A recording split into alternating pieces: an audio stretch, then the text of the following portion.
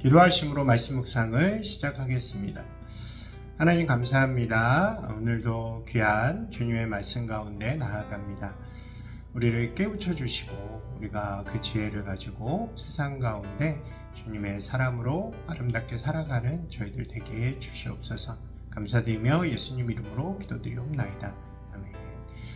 예, 반갑습니다. 오늘은 19장 뒷부분에 나오는 유명한 말씀, 유명한 비유죠. 탕자의 비유에 대해서 우리가 함께 나누도록 하겠습니다. 이 이야기는 앞서 등장한 잃은 양의 비유, 또 잃은 드라크마의 비유에 이어진 세 번째 비유의 말씀으로 이제 완결편이라고 이야기할 수 있죠. 이 이야기의 시작은 부유한 아버지 밑에 두 아들이 있었는데 둘째 아들이 자신의 몫을 먼저 상속해 달라는 요청으로 시작이 됩니다. 아버지는 어쩔 수 없이 그 몫을 두 아들에게 다 나누어 주게 되죠. 작은 아들은 그것을 가지고 먼 곳으로 가서 흥청망청 쓰다가 그것을 모두 탕진하게 됩니다. 그리고 이제 더 이상 갈 데가 없는 지경까지 빠지게 되자 그는 이렇게 사느니 아버지의 집으로 돌아가야겠다라고 하는 생각을 하게 됩니다. 그러면서 하는 생각이 아들의 대우까지는 내가 바랄 수 없으니까 그냥 아버지 밑에서 종으로라도 받아주면 그렇게 살아야겠다라는 생각으로 집으로 돌아간 거죠. 그런데 집으로 가는 길에 놀라운 일이 생기게 됩니다. 아직 집으로 가는 그 길 위에 있을 때 아버지가 그곳에서 자신을 반기며 뛰어오는 거죠. 그러니까 매일처럼 아버지는 그 둘째 아들이 돌아오기를 기다렸던 것 같습니다.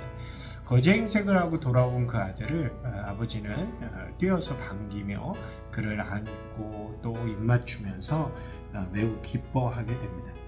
아들은 자신의 잘못을 고백하면서 자신의 아들의 자격이 없다라고 이야기하지만 아버지는 오히려 그 말을 막으면서 종들에게 둘째 아들을 데려가서 옷을 가장 좋은 옷을 입히고 손에 반지를 끼워주고 좋은 신발을 신겨주어라 라는 명령을 내리게 됩니다.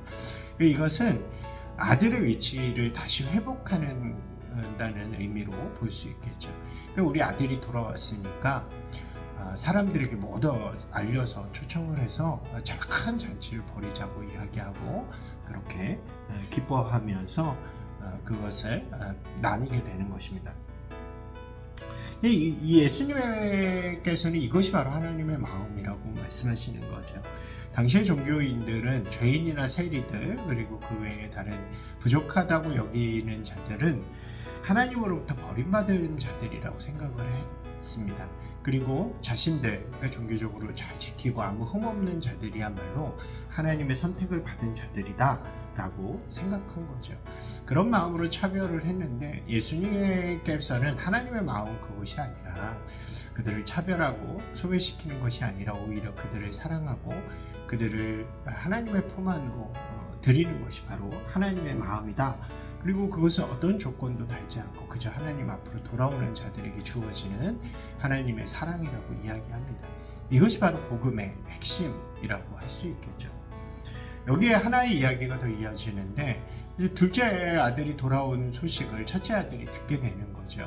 첫째 아들은 집안을 위해서 열심히 일하는 사람이었습니다.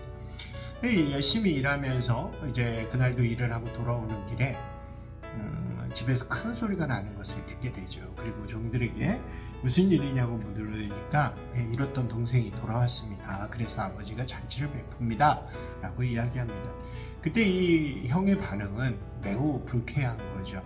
내가 이렇게 열심히 일하는데도 나를 위해서 한 번도 잔치를 베풀어 주지 않은 아버지가 어떻게 이렇게 그 입장에서 보면 돈도 탕진하고 이 아들의 자격도 잃은 그 아들이 돌아온 것에 이렇게 기뻐하고 잔치를 베풀어 줄 수 있느냐, 그런 마음으로 이제 아버지에게 그 불평을 이야기합니다. 그때 아버지는 이렇게 이야기하죠. 너는 항상 나와 함께 있지 않냐, 그리고 내 것이 다 내 것이지 않느냐. 좀 잃어버린 너의 동생, 나의 아들이 이렇게 돌아왔다는 것에 대한 나의 기쁨을 너도 함께 나누어 줄 수 없겠느냐 라고 말씀하시는 것입니다.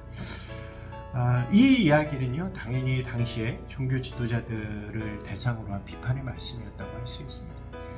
그들의 모습은 첫째와 같이 자신들이 집안의 일을 하니까 하나님의 일을 하고 하나님의 선택받은 사람들이니까 자신들만이 자격이 있다고 주장하는 사람들이었죠. 그러나 그들의 잘못은 하나님의 마음을 조금도 헤아리지 않는 것, 하나님의 진정한 마음이 어디에 있는가는 관심이 없었다는 것입니다. 자신의 것, 자신이 받은 자격만 중요했고 그렇지 못한 자들을 향해 차별하는 것이 그들의 모습이었죠. 여러분, 우리가 오늘 우리 신앙의 모습도 때로는 이럴 때가 있는 것 같아요. 세상을 죄인과 의, 구원받은 자와 구원받지 못할 자로 이렇게 구분하고 우리는 먼저 구원을 받았기 때문에 의인이기 때문에 그에 합당한 대우를 받아야 한다라고 생각하는 경우들이 많이 있죠. 우리 신앙생활을 하고 종교생활을 하기 때문에 우리는 자격이 있고 저들은 없다, 그렇게 생각하는 경우들이 있습니다. 그러나 하나님의 마음은 죄인 역시 구원받을 자들로 여기는 거죠. 그러니까 먼저 구원받은 자들이 있다면 나중에 구원받을 자들이 있는 거죠. 그를 위해서 먼저 구원받은 자들이 함께 그 하나님의 마음을 나누어 달라고 하나님께서는 우리에게 요청하고 계시는 것입니다.